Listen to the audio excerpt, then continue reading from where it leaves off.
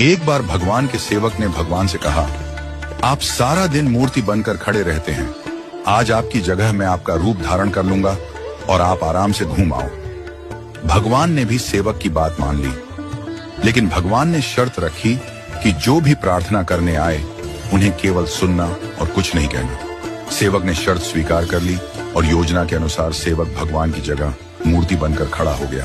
पहला व्यक्ति जो मंदिर में आया वह एक व्यापारी था।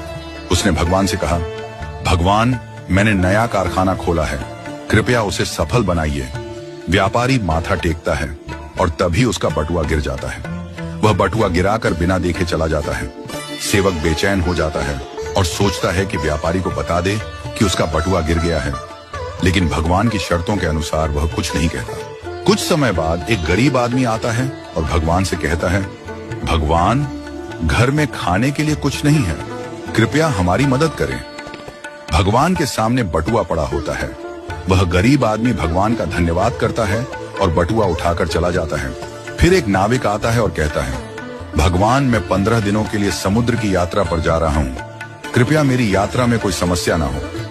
ठीक उसी समय व्यापारी पुलिस के साथ आता है और कहता है, यह नाविक मेरा बटुआ चुराकर भागा है।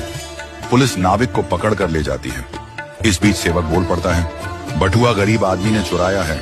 इसके बाद गरीब आदमी को पकड़कर जेल भेज दिया जाता है। रात को भगवान लौटते हैं और सेवक खुशी खुशी पूरा किस्सा सुनाता है। भगवान मुस्कुराते हुए कहते हैं, तुमने किसी का भला नहीं किया बल्कि सब कुछ बिगाड़ दिया। वे आगे कहते हैं, व्यापारी का बटुआ गिरना कोई बड़ा नुकसान नहीं था, वह गलत धंधा करता है, और अगर उसका बटुआ गरीब आदमी को मिल जाता तो उसके बच्चों को भोजन मिलता और उसकी परेशानियां दूर हो जाती। भगवान ने कहा, नाविक जिस यात्रा पर जा रहा था वहां एक तूफान आने वाला था। अगर वह जेल में होता तो उसकी जान बच जाती और उसकी पत्नी विधवा होने से बच जाती। भगवान ने यह भी कहा, कभी कभी जीवन में हमें समस्याएं आती हैं और हम सोचते हैं कि यह हमारे साथ ही क्यों हुआ, लेकिन हमें समझना चाहिए कि इसके पीछे भगवान की योजना होती है।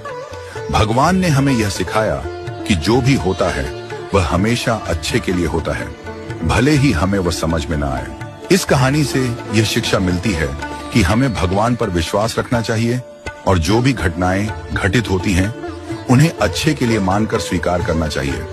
भगवान की योजना हमेशा हमारे भले के लिए होती है और कभी कभी हमें उस योजना को समझने में वक्त लगता है। हमें हमेशा यह मानकर चलना चाहिए कि जो भी होता है वह हमारे भले के लिए ही होता है और हमें उसमें भगवान की मर्जी को स्वीकार करना चाहिए।